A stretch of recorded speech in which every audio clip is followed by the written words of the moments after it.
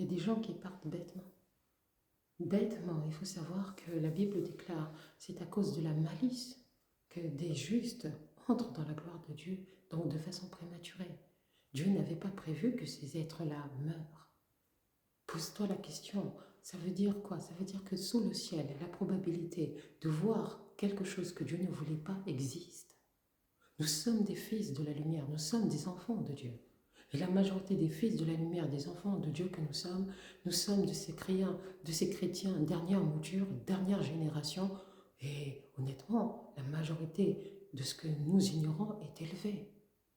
Combien de fois suis-je étonné de lire dans le livre de Job, malgré que ce sont les amis de Job et que ce sont des gens qui lui sont adverses, le niveau de sagesse et de connaissance et de compréhension des dimensions de l'esprit. Nous sommes une vague de chrétiens pour lesquels aujourd'hui l'évangile d'un Jésus-Christ qui est tel que nous le percevons nous a rendus ignorants de beaucoup de domaines. Et voilà pourquoi est-ce que beaucoup de ceux qui sont du monde de Satan dominent. C'est pas, non, qu'on le veuille ou pas, la notion de domination est bien réelle. Et le problème, c'est qu'il domine dans nos vies. Dans nos vies, au sens singulier. Il domine lorsque nous sommes en colère. Il domine lorsque nous sommes... Alors, c'est pas qu'on ne doit pas se mettre en colère, mais faisons la part des choses. La Bible est claire. Il est inévitable. Bon, avec notre nature humaine, c'est inévitable. D'abord, Dieu dit, il est inévitable que les hommes ne se chamaillent pas entre eux. Donc c'est inévitable, on va se chamailler. Ensuite, bon, chamailler dans la parole peut dire clairement aussi chamailler, on va se battre.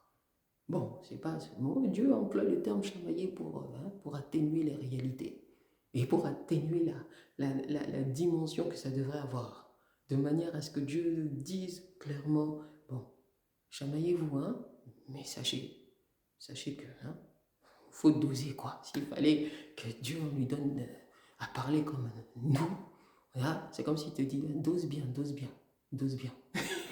Chamaille-toi, dose bien. Donc du coup, il faut comprendre ça, que c'est inévitable. Mais Dieu ne nous encourage pas à avoir un caractère colérique. Dieu ne nous encourage pas à devenir des gens qui vont être fâchés constamment. Dieu ne nous encourage pas à ça. Il dit, c'est inévitable, certes, mais ça ne doit pas devenir le fruit d'un caractère. Pour nous qui sommes fils de Dieu, les fruits du caractère, c'est un. Comme a dit mon pasteur, l'amour et les fruits du caractère produisent la paix. Donc on fonctionne aux antipodes. Et le problème, c'est que beaucoup d'entre nous sommes des chrétiens colériques. Et c'est devenu un caractère rebelle. C'est devenu parfois aussi un caractère orgueilleux. C'est aussi devenu un caractère jaloux. C'est aussi devenu un caractère envieux. C'est devenu un caractère superstitieux. Ah, ça c'est pas dans les fruits du caractère, mais vous êtes devenu superstitieux. Oh, bon, c'est devenu aussi. Bon, ça suit aussi. Bon, d'accord. Et quoi encore? Hein? Il y a quoi encore? Bon, bah, vas-y, va suivre les fruits de la chair. Donc, ça veut dire que beaucoup d'entre nous, nous sommes tombés dans les domaines de la chair. Alors que la parole de Dieu nous incite à ceci. L'esprit et la chair ne sont pas en adéquation, ne sont pas amis. Un jour, j'ai reçu la révélation, j'ai compris quelque chose. Je me suis dit, en fait, à chaque fois que ma chair voit la croix, ma chair dit, hey, oui, ma chair boude. Ma chair déteste la croix. Ma chair n'aime pas faire le pas d'aller jusqu'à la croix. Dès que ma chair voit la croix, ma chair commence à faire la femme africaine. Hein? Donc, elle commence à regarder ailleurs. Pourquoi? Parce qu'on déteste. La chair déteste ce qui est le cadenas.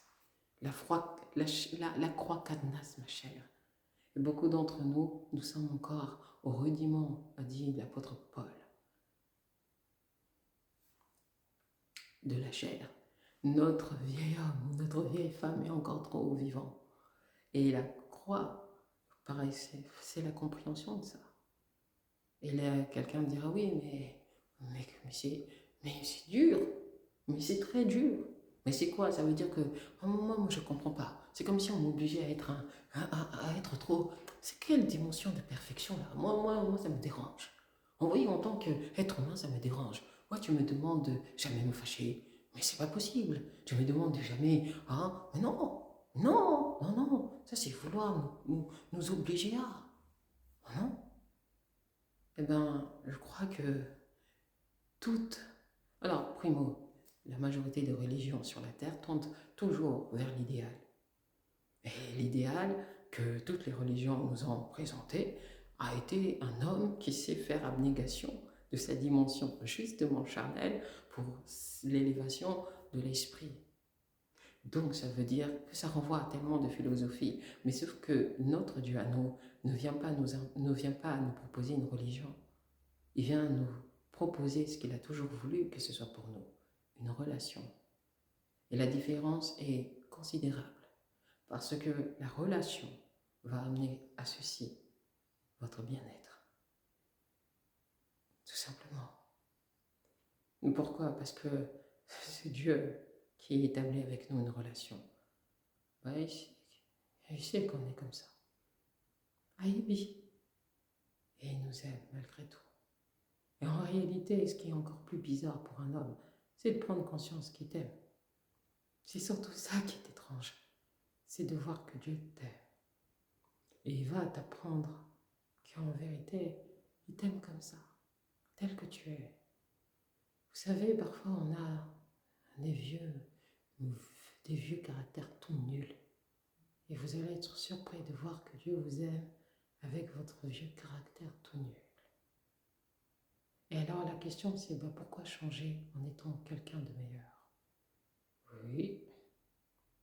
Pourquoi alors? Si même avec mon vieux caractère tout gaze, pourquoi est-ce que je dois changer pour avoir un caractère mieux?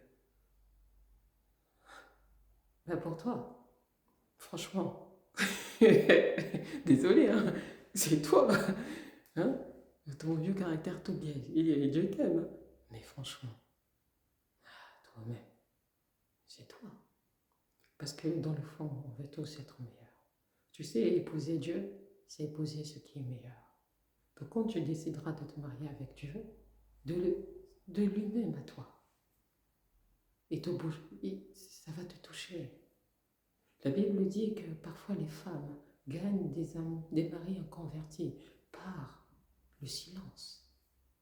Elles n'ont rien fait si ce n'est d'être obéissantes et leur mari a changé.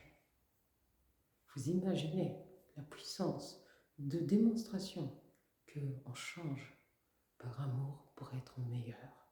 On n'abandonne jamais ce que l'on est quand on estime que cela est bon.